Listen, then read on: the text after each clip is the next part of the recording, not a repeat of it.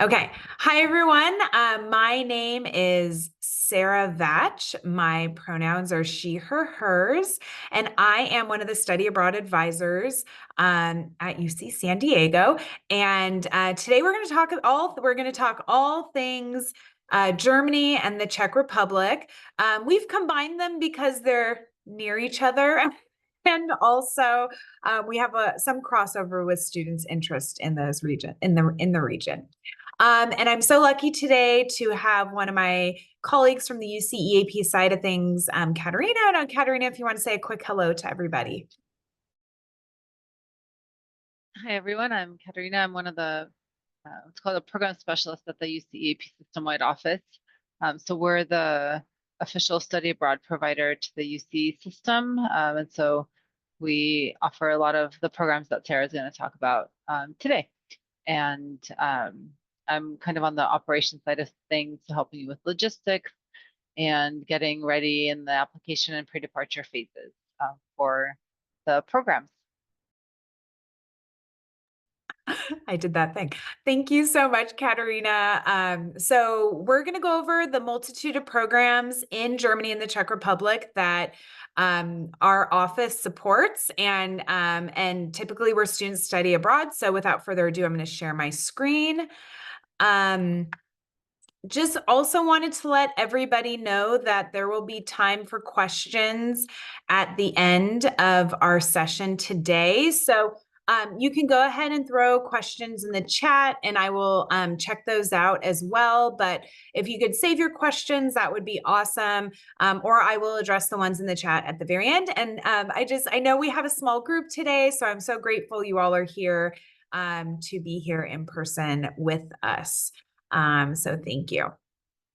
Before I begin, I wanted to just preface this by saying this is not a get started presentation. This presentation is about learning specifically about the programs in Germany and the Czech Republic. So if you don't know anything about studying abroad and you're here today, that's great. Please do not leave. I want you here, but I want you to know I'm just not going to go over all of those details. So please, if you haven't done so already, attend one of the Get Started sessions. It can be out of order. That's totally fine. But if you do have questions about what each of the programs are or need a reminder, the Get Started information sessions and our Canvas course are the best place to get that today. You can also see a ton of information on our website as well. But I will touch on what they are, but I'm not going to go into the details of the Get Started session, which also go into details about like goals and how to select and things to be mindful of. We're going to talk about that in relation to the programs that we're going to discuss specifically. So all are welcome today. I just wanted to preface this and give you some of the expectations, okay? All right. So why Germany and the Czech Republic? So there are so many amazing reasons to choose these countries in this region. You will have the opportunity to study at renowned universities. There is a wide range of areas and options for study. You have the opportunity to study with local and international students. We have opportunities throughout the academic year that includes academic year programs, fall semester, fall quarter, winter quarter, spring semester, summer, you name it. There's a lot of variety in terms of the terms that you can study abroad, which is quite appealing to our students. So I think that's a great plus. There are internship and research opportunities. You can take your classes in English. You can if you know German in particular, you can take your classes in German if you have the right eligibility for that. Or you can work on learning a new language too. So there's a lot of options in Germany and the Czech Republic. Czech Republic's a bit more east, but Germany's pretty centrally located. So it's appealing for students in that it's easy to not only enjoy such a rich, vibrant country and really great cities, but also travel around Europe nice and seamlessly. So I believe it has a lot to offer, not only location wise, academics for sure, and then culturally too. So we're going to start with UC and a brief reminder that UC is the UC System-Wide Study Abroad provider. When you go on UC programs, you are studying with other UC students. You get UC credit. So what that means is every class you take is UC transferable, and you'll get units for every class you pass, you get units towards graduation, and the grades will factor into your UC cumulative GPA. How then, though, those classes fit into your academic plan is up to your advisor. So while we know the classes that you pass will transfer over, you still need to have these important discussions with your advisors about how they will fit into your degree audit, into your requirements, or maybe you're just going for the experience and there'll be electives towards graduation. So this is a lot on one slide, I know, but we're gonna talk through it. And this is in no particular order. So we're going to start with immersion and what that all means. I will point out that all of the programs in Germany through UCEAP are in Berlin. So that's your option for UCEAP. It's a fantastic option. It's such a incredible, vibrant city, lots to see and do, very efficient transportation, great academics. Our students really love being in Berlin. Also very affordable when students are there. I've really only heard positives about the experience living there. So I'm going to start with the immersion options, which you can see here. What immersion means is you're studying alongside local and international students. There are 3 opportunities to do that for the fall, spring, and year at Free, Humboldt, and Technical University. They are, I guess, I don't know if this is the best term, but they're sister schools, they're related schools, and they each focus on something a little bit different. There is some crossover with the courses, which UCEAP does such an amazing job of outlining and having a chart on their website based on your major and classes and what would be the best fit in terms of where to apply. So I think that's really, really helpful as students choose. So technical, you're going to get more of the engineering classes. Humboldt, you get social and some life sciences, and Free, it's a lot of humanities, social sciences, and really great campuses as well. Something really exciting that EAP has is a UC EAP Study Center in Berlin. It's located close to the Free University campus. And that study center is your support network when you're studying abroad in Berlin. The team working there is so friendly, so amazing, so supportive. They really walk through students through the whole process of feeling comfortable when you're there, understanding Berlin, understanding the transportation, enrolling in your courses, getting to know the education system in Berlin. So I think that's such a strength of the universities there, which I think, you know, if you're interested, that could be one of the things that make it such a great option for our students. I have this asterisk next to each of the universities because the calendar in Germany is a bit different than what we're used to here at UCSD, in North America, at US institutions. And that is their fall covers both fall and winter quarter. So if you participated in a fall semester through the immersion option, you would be abroad for both fall and winter. If you did the full school year, it doesn't matter, you'll be gone the full school year and back during the summer. And then the spring semester option starts around when our spring quarter starts, so you would not miss out on winter, and runs through middle of summer. So I like to point that out now because it might impact how you're deciding on programs. I'm going to briefly talk about the study center, and then before I jump into summer options, I would like Katerina to jump in a little bit. Hopefully I didn't miss anything. The next option is called the Berlin Experience. It is in coordination with a study abroad provider called CIEE. CIEE works very closely with UCEAP on multiple programs that they offer. They're an amazing provider. And the Berlin Experience is a study center option. So you would only be taking your classes with local, I mean, I'm so sorry, students studying abroad in comparison to the immersion options where you'd be studying also with local students as well as students studying there temporarily. So at the study center, it's just students studying abroad. They have fall, winter quarter options, which is great for us, and semester options. And they offer such a wide variety of courses in business, communication, STEM, international studies, history. So you really get a wide variety of courses offered through that organization, and they have their own support network, and it's a relatively new program, so I think we're learning more and more about it, but it could be another great option for you if you want more of a program that is very what's the word I'm looking for? It's very set, it's very there's a lot of support. Whereas with the immersion, they also have a lot of support, but you may feel like it takes a bit more independence just based on attending the university and the interactions you'll have, things like that. So I don't know, Katerina, will you feel like I don't know if I'm saying the right things, but will you, I don't know if you have any additions for those two options. Yes, you are saying all the right things. Definitely both options would have a lot of support for students. I think in the fall, it often comes down to the calendar for a lot of students. The like Sarah mentioned, the fall semester at Free Humboldt and Technical will go into winter quarter, so you'd miss 2 quarters.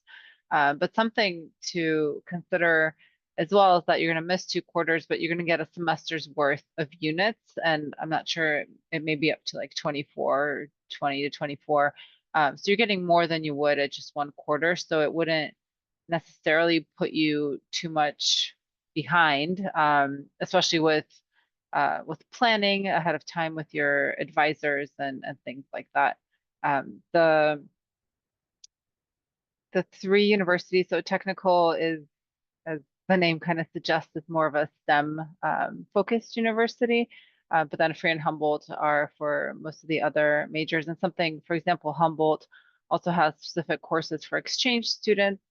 So there's a lot of variety in the types of courses that you can take, and you're basically there at the university with the German students and kind of experiencing that while having the support of the wonderful study center that's there in Berlin. And as Sarah mentioned, the CIEE Berlin Experience program is a little bit new for us. I think they've run it for a few years now, but also here I wanted to mention that especially in the fall, yes, there's a fall quarter option, but there's also a fall semester option. Both would allow you to get back to your campus for the winter quarter, but in the fall semester, I think it's because you would get more units since it is a full semester, like I was explaining for the immersion program. So you get more units than you would at a quarter program. It would be more expensive, but maybe it's something to look at with your financial aid advisor, is that what they're called, financial aid advisors? But checking with them and seeing, what's feasible, what type of aid would you be able to get, so then you can see which one works better for you. And then working with your obviously major, minor, and college advisors for your requirements. I think that's all I have.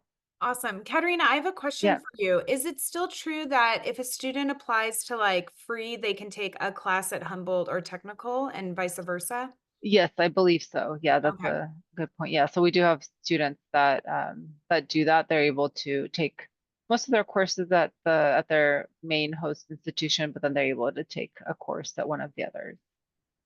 Awesome. Thank you. And I was really years ago, this was a long time ago now, it seems, but I had the great pleasure of visiting Free University as part of an Erasmus and UC EAP site visit. And I only saw the campus of Free University, but I was so impressed by it. The library and walking around, and it really had a student-centered feel, college feel. They also have a lot of great dining options for students. I mean, this was before you would see even a lot of vegan restaurants here in California. They had a whole they call it a mess, which is like basically a dining hall that was vegan, and just like really with the current, like they have the temperature of what's going on, I think, in the world in Berlin, and they're really, you know, helping our students and what their needs are. This was also, I remember as I'm speaking, I'm remembering they had a basic needs office before I, you know, that was even a conversation on campus. So yeah, I was just like very impressed with what they offered for students and the support that they gave them. So it's a country, and I think especially with so many universities here, that values education in such a way, and they really want everyone to get a free and fair education, and you really see that around there, which I don't know is a good energy and vibe, if you if you will. So that was something that really impressed me about free university, but I'm sure that's at Humboldt and technical as well. So moving Yeah, no, really, I just oh yeah, wanted, sorry, that just reminded me yeah, that, yeah, that Free University was built, I believe, after World War II. So it was a little bit more um, kind of based on the US model. That's why it does feel more like a campus than you would get at other universities, even all over Europe. Whereas Humboldt is they're in the center of Berlin, so they each have kind of their pluses and minuses as far as that. But yeah, they have had like a vegetarian dining hall and things like that. So like Sarah said, they're very on top of things. So yeah. Yeah, thank you for adding that. And free is outside the city center. You see in this little map that red circle. So Humboldt is more located centrally, and free. I remember taking a train to the city center, and it took about a half an hour, but honestly, the transportation was the most efficient I've ever experienced traveling. And I mean, every 5 minutes there was a train or a bus, or you were never waiting long for anything. And so the time seemed to go by quite quickly, and you'll get to where you want to go. So I thought that was quite nice. All right, summer. So there's also some great summer options in Berlin through UCEAP. Also in coordination with CIEE, there's the Summer Global Internship. This is a really fantastic opportunity for students to get real world experience at professional organizations in Berlin. This is an 8-week summer experience where you are pretty much focusing on the internship, and then there is a class that goes along with it. But it's just so great because you really get to know whatever field you're in. You get to connect with the people working there. Summer in Berlin is really fun. It stays light out for a long time. It's just if I could, I think I would do the global internship. That would be one I would choose. Some really great placements our students have had. We've had students in labs. We've had them. Katerina can go into more, but that's a really great opportunity. There's also FUBIS, which stands for Free University Berlin International School. This is a traditional study abroad summer program, lots of humanities and social science course offerings. And then we have Technical Summer, which is for STEM majors.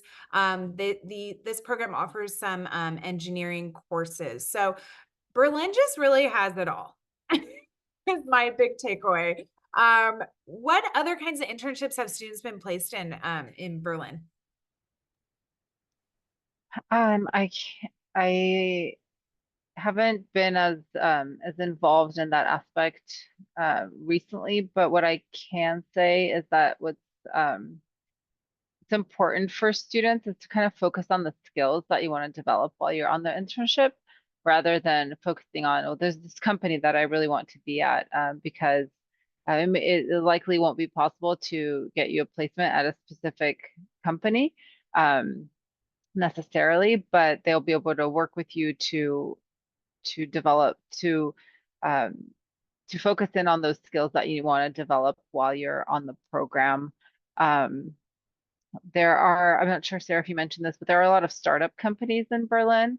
So that is really great because it means that the interns really are hands-on and they're involved in an aspect. Like the company actually, wants you there rather than being at some big company just because they have a well-known name, but maybe you're there and just making copies all day rather than actually being involved in learning more about what you're hoping to learn and to develop. And then for the other two programs, I think the FUBIS one is called Berlin Summer if you're looking on the website. So that's the one at Free University, and then the Technical University Summer. So those are great options and have a variety of courses for you to choose from if you'd rather go abroad and take courses. Um, they're both for international students, so you'd be there with US students, the UC students obviously, but other US students and students from other countries around the world. Very international experience.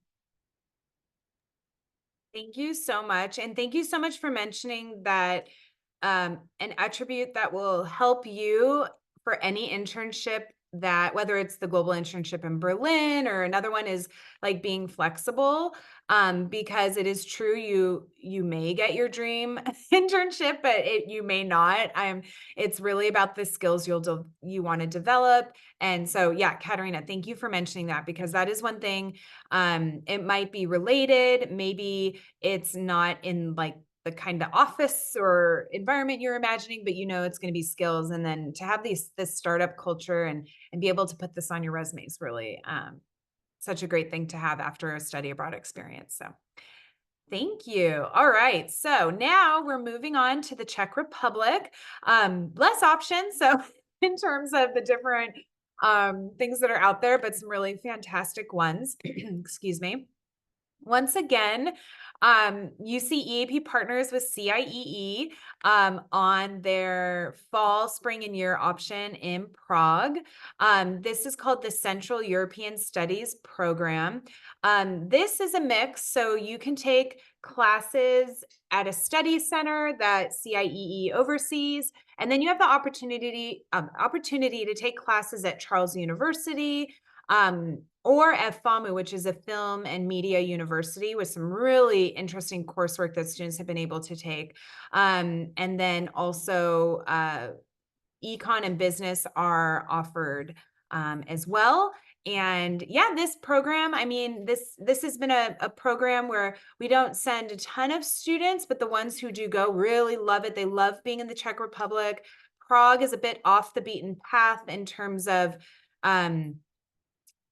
crowds of international students studying abroad there. So if you want to study somewhere where you are not turning every corner and seeing a student who's studying from an American university, Prague is probably that place.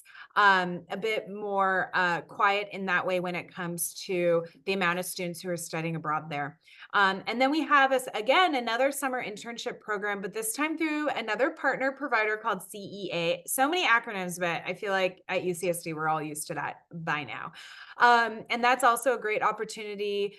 Placement is very similar than with the other options in Berlin. And you can, get some really interesting experience over the summer too. So, great programs, great support, wonderful study abroad providers that offer that support for our students. And I had a student who did the FAMU program, and it was really neat because she was a visual arts student here at UCSD, and she needed to take montage, and it just sounded so niche. And then we were looking into the classes offered at FAMU, and she was able to find a montage class. So they're really getting into very specific coursework that somebody who's into filmmaking or directing or screenwriting might be into. So I think that's a really exciting option for our student as well. So Katerina, anything you'd like to add about Prague? Yes, I don't think we had any or many students take these courses, but CIEE in Prague has now also opened up an art and architecture partnership, and there was something else. So they're expanding that list of Charles University FAMU. So there's a lot of opportunities for students to take different types of courses. So definitely look at that. It kind of supplements those study center courses that they offer. Definitely a lot of opportunities, and like Sarah said, all students that come back have really enjoyed their time in Prague and with the program.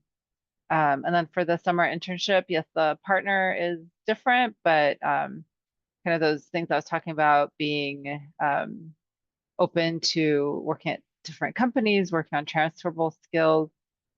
CEA has a very good placement process where they're in regular communication with you and setting up meetings, helping with your resume, preparing you for interviews with potential employers, and all that. So it's it's a very supported process along the way, and students enjoy their internships there as well. I think you're still muted, Sarah. Thank you so much. Yeah, thank you so much. It's so great to hear these added details from the UCEAP site. So I really appreciate it, Katerina. We want all of you to try and make it to the UC EAP Virtual Study Abroad Fair. That will be on Wednesday, October 23rd. Scan the code. It will take you to all the info for that. Yeah, great way virtually to get more information. And then we'll have a slide later about our own Study Abroad Expo just a couple days later. So I can go into that more details, but please scan this so you can put on your calendar. Sorry, my dog is attacking her toys. So sorry. I keep turning my head. Anyway, all right. So now we're just going to move on to our global seminars. So if you attended the Get Started, I'm not going to quiz you, but global seminars are our summer faculty-led program. So these are offered over the summer, 5 weeks. Every summer, the global seminars change a little bit, or we have programs that will run most years. There are 2 this year in Berlin. We have Revel in Berlin with Professor Todd Kunja and Contemporary World History in Berlin with Professor Frank Weiss. And these are both, even though it says Revel, I want to let you all know that you do not have to be a Revel student to participate. It will satisfy Revel requirements, but global seminars are open to every student. Eligibility is a 2.0. So if this is something that interests you and you've always wanted to go to Berlin, this is a really great opportunity as well.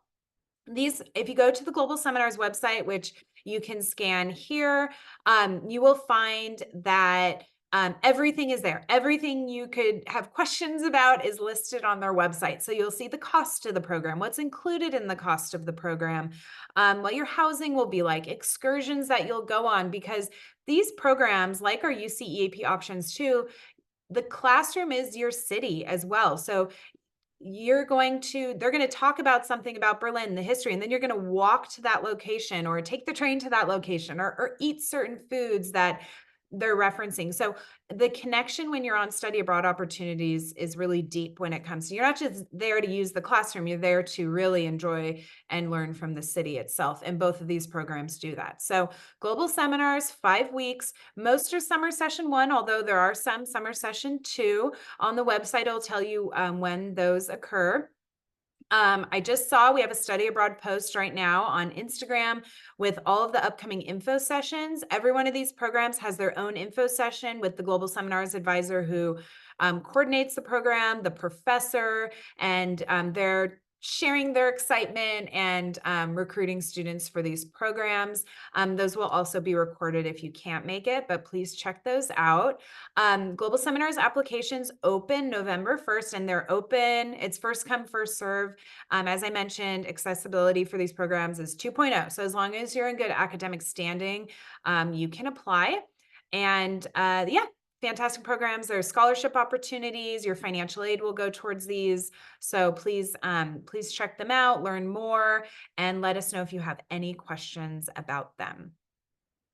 The next opportunities we have in Germany in particular are through our Global Exchange program.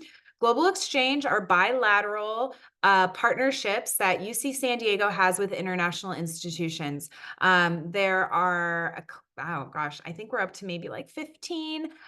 You can see them all on the website, globalexchange.ucsd.edu. Majority in Europe and in Asia. Really amazing opportunities to pay your UCSD tuition and then go on these programs. So that is a highlight feature of these bilateral exchanges, is that the fees you pay to go to UCSD, you pay, but you're going abroad. And then there are minimal fees once you're there. So these can be a really affordable option for our students.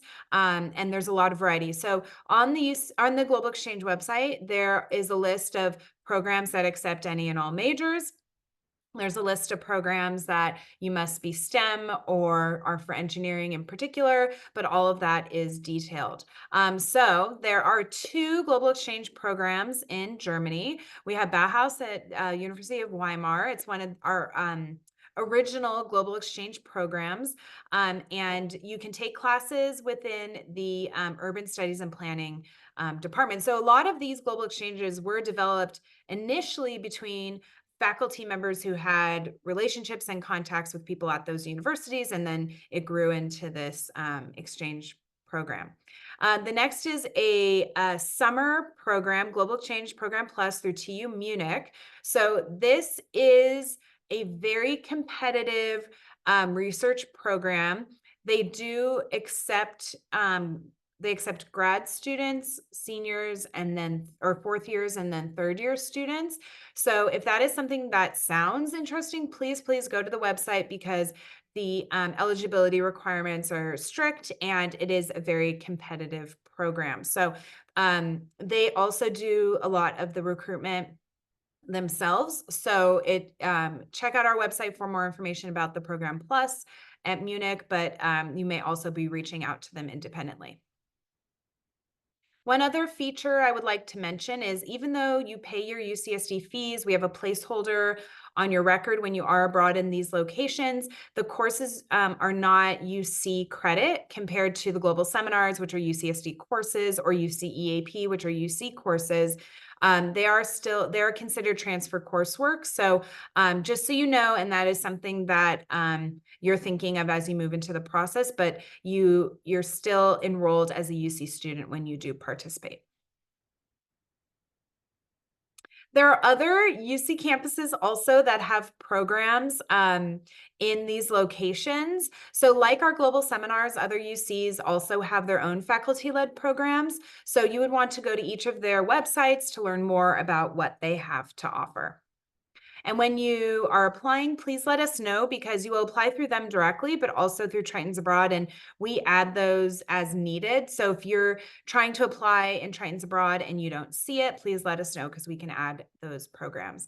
These are also primarily over the summer. You see credit, you see classes, and very specific courses like the global seminars. Very important to our students is funding and financial aid and scholarships, and we offer a lot of support in that realm. So there is funding available for all terms. Our office has scholarships, as well as UCEAP has 2 scholarship cycles. So typically we separate the scholarship cycles. So there's a summer, fall, year, and winter, spring. So not everybody is competing for the same scholarships at once. There's also national scholarships. So for instance, if you are a Pell Grant awardee, or you are eligible for Pell, you are eligible to apply to the Gilman Scholarship, which is a national scholarship. We also have a financial aid advisor who works in our office. His name is Eduardo, and he's amazing. And he is very good at helping our students understand their aid, the budget, what it will look like once they choose a program. So you can go to him and he can map that all out for you, which is very special. He's also built out a page on our website, which has so many details that I think will answer a lot of questions. So it is not every day that our students get everything paid for, but our students do receive a lot of scholarship awards, and Eduardo does such a good job of helping students understand their aid, understand their finances, that students build more confidence moving forward. So Eduardo is available for financial aid advising on Friday mornings or drop-ins, and you can also email him here at FAO, and then also through the Virtual Advising Center. So, yeah, there's so many events during the fall. This is our big time to reach out to you and get you excited about study abroad opportunities. So please scan this QR code and it'll take you to the page of all of our info sessions, whether it's the Get Started, financial aid, more of these country sessions where we talk more specifically about countries and regions and some disciplines, not all. So please check that out. And then going back to our Study Abroad Expo, this will be Friday, October 25th in Town Square. So between the Chancellor's Complex and Student Services. So if you know where Croutons or Yogurt World is, we'll be right next to that.